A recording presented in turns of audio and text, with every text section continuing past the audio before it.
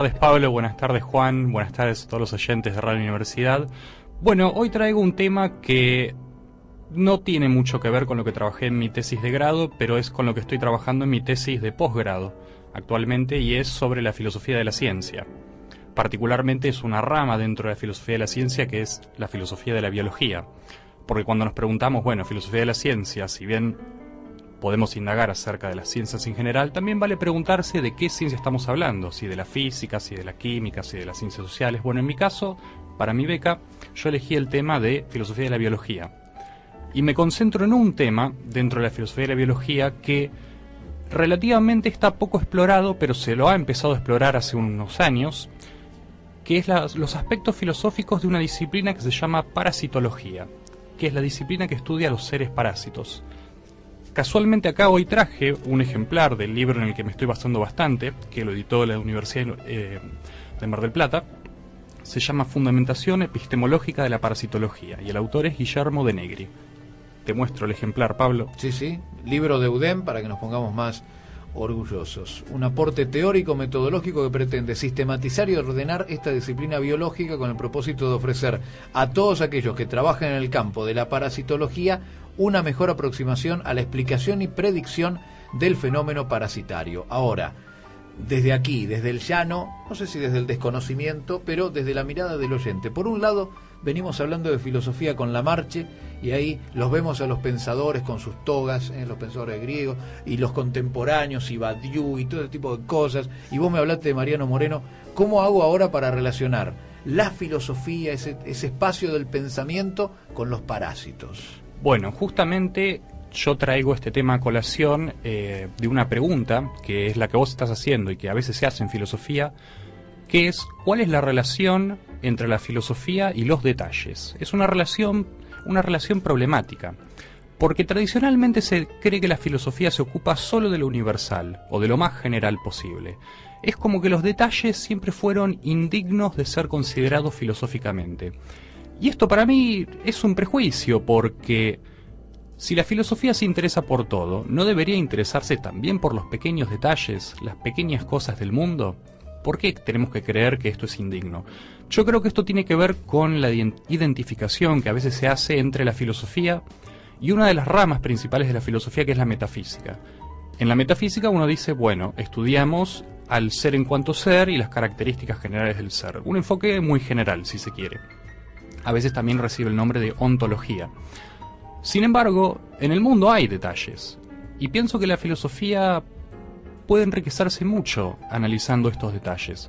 Uno es el mundo de los parásitos. Ahora, acá tengo que hacer una aclaración. Mi tesis no es sobre la filosofía de los parásitos, sino es una filosofía sobre la disciplina que estudia los parásitos. Es decir, no es una filosofía de los parásitos, sino una filosofía de la parasitología. ¿Por qué hago esta aclaración? Porque al cambiar el objeto de estudio cambian las preguntas. Respecto de la parasitología como disciplina científica, yo puedo hacer la siguiente pregunta. ¿Hay un progreso científico en parasitología? Y si lo hay, ¿en qué consiste ese progreso? ¿Consiste en acumular datos y tener cada vez más datos? ¿O tiene que ver con proponer teorías nuevas y refutar teorías viejas? Estas preguntas que yo puedo hacer respecto de la parasitología o de cualquier ciencia, no las puedo hacer respecto de los parásitos. Porque en los parásitos no hay progreso científico, hay progreso científico en la disciplina que los estudia. Si hubiera una especie de filosofía de los parásitos, no sería una rama de la filosofía de la ciencia, sería una rama de lo que alguna vez se llamó filosofía de la naturaleza, que estuvo muy en boga durante los siglos XVIII y XIX, sobre todo en Alemania. Se hacía filosofía natural, es otra forma de llamarlo. Y uno puede encontrar antecedentes filosóficos que se refieren a los parásitos incluso en la antigüedad griega. En Aristóteles, por ejemplo, hay descripciones de algunas lombrices solitarias. En Plinio el Viejo y en Galeno también encontramos estas referencias. ¿Con qué objetivo? ¿Solo la simple descripción o una forma de conocer más la naturaleza para pensarla y repensarla? Digo, ¿cuál era el objetivo de que un pensador o filósofo en el principio de los tiempos escribiera sobre una lombriz? Bueno, esa es una pregunta interesante que concierne, me parece, más bien a la historia de la ciencia, que por supuesto está ligada con la epistemología o filosofía de la ciencia. Hay autores que dicen, por ejemplo, Ernest Mayr. Ernest Mayr fue uno de los grandes biólogos del siglo XX y también fue un filósofo de la biología. es uno de los arquitectos de la teoría sintética de la evolución, o sea, la teoría evolutiva más importante después de Darwin. De hecho, es la teoría que integra los aportes de Darwin con los de Mendel. Y Ernest Mayr decía que Aristóteles fue el primer biólogo, es decir, fue un filósofo, pero también fue un hombre de ciencia. Se dedicó a la física, a la mecánica, se dedicó a la astronomía, y se dedicó en mayor o menor medida a la biología. Yo diría que en mayor medida, porque tiene unas obras importantes como la historia de los animales, y algunos tratados sobre las distintas partes de los animales, o sea, un tratado fisiológico. Y dentro de esos textos hay un pequeño lugar reservado para los parásitos, en el cual Aristóteles creía, por ejemplo, que los gusanos o las moscas no son parásitos obviamente, pero hablando de lo que son los gusanos y lo que podrían ser los piojos, por ejemplo, Aristóteles creía que se formaban por generación espontánea. ¿Qué quiere decir esto? Aristóteles creía que las moscas nacían de la carne podrida y que los gusanos también. ¿Por qué creía esto? Bueno, porque siempre veían que cuando había carne podrida de algún animal, por ejemplo, siempre se encontraban moscas, larvas, etcétera. Y esta idea se mantuvo durante toda la antigüedad, durante toda la Edad Media, y fue recién a comienzos de la modernidad europea donde esto se refutó.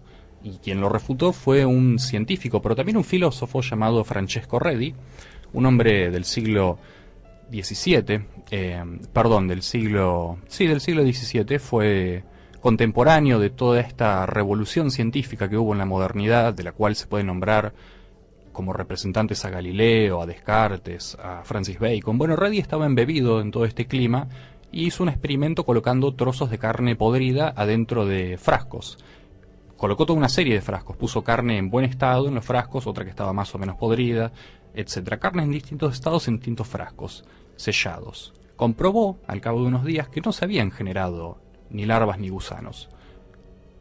Entonces, ¿qué le decían sus críticos? Le decían, bueno, pero usted al cerrar los frascos no dejó pasar el aire que requiere la materia en descomposición para que se formen los gusanos y las larvas. Entonces, Francesco lo que hizo fue unos agujeritos en la tapa del frasco para permitir la entrada de aire, pero que fuesen lo suficientemente chicos como para que no entraran moscas a depositar sus huevos. Y el experimento dio nuevos resultados. No se generaban larvas ni moscas a partir de la materia en descomposición.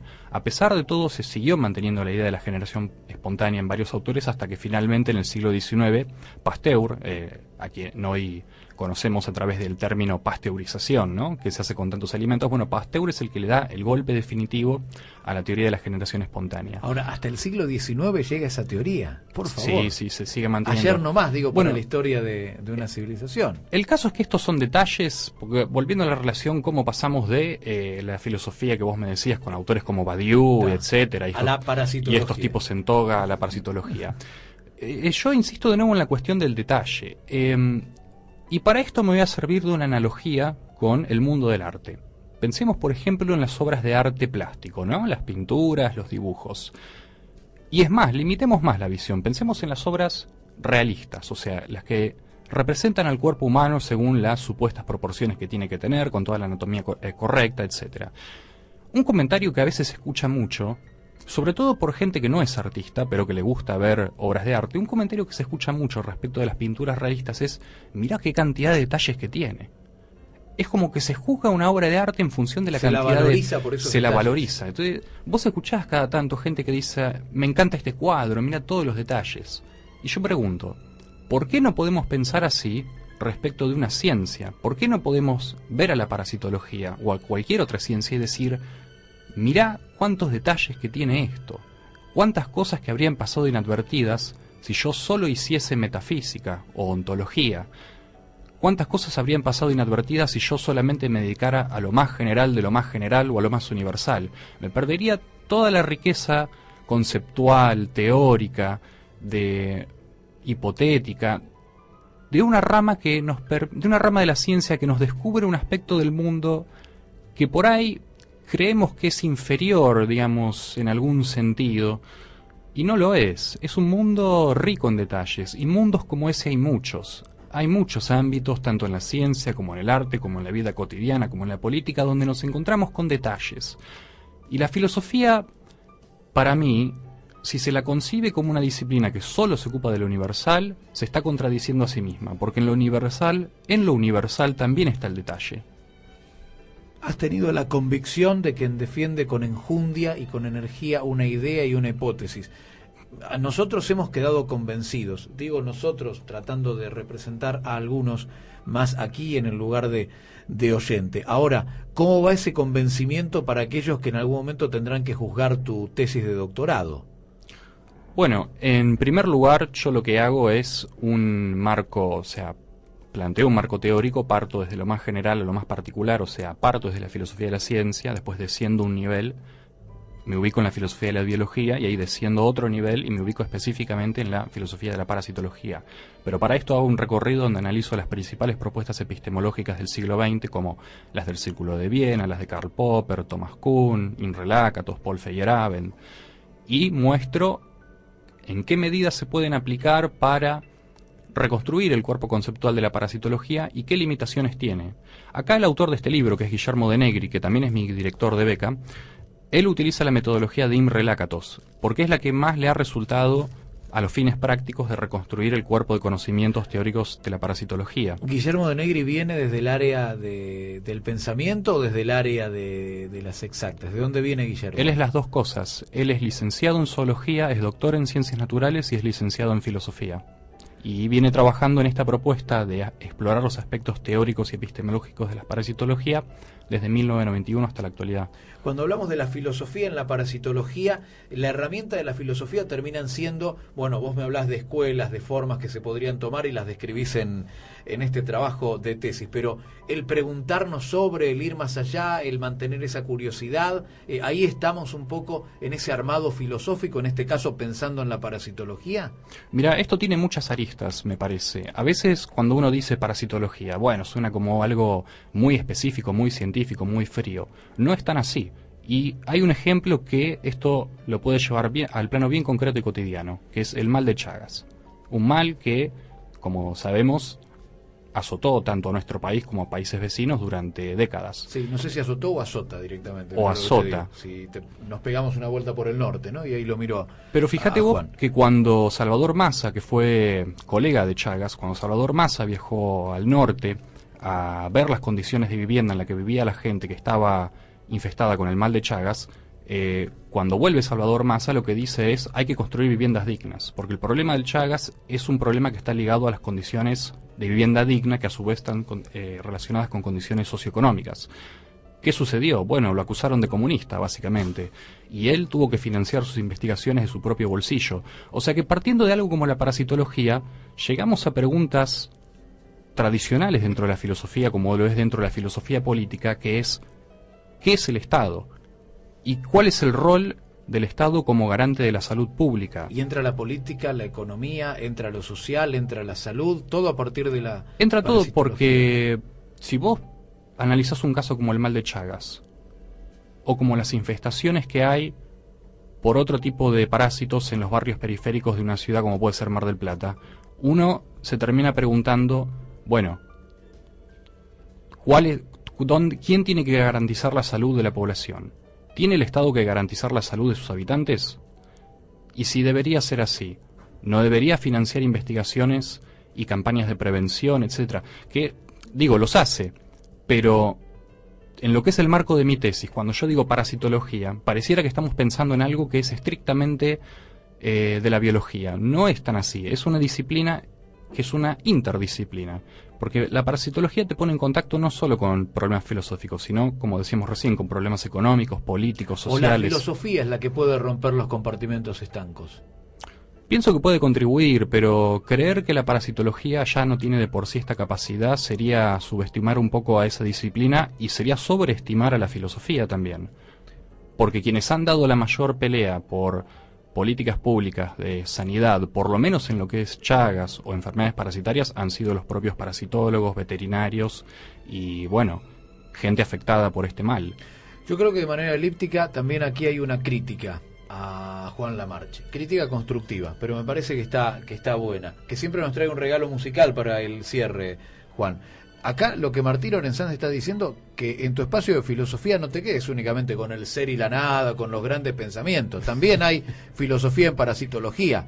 A quien le quepa el sayo que se lo ponga, la Marche. Bueno, y por eso lo traigo, por eso lo he invitado. Porque quería que te refutara al aire directamente. No, bueno, pero mira, te cuento una anécdota. Hay un diálogo de Platón muy bueno, que es un diálogo de su época de madurez, que se llama Parménides. Ahí, el Sócrates que Platón presenta en ese diálogo es un Sócrates joven, pero que expresa las ideas de Platón. Viste que cuando Platón se acerca a su etapa de madurez ya empieza a hablar por boca de Sócrates, pero le ponen sus propias palabras. Y Parménides es presentado como un personaje viejo, es decir, estamos en una situación donde está Parménides de viejo y Sócrates de joven. Y Platón los hace dialogar.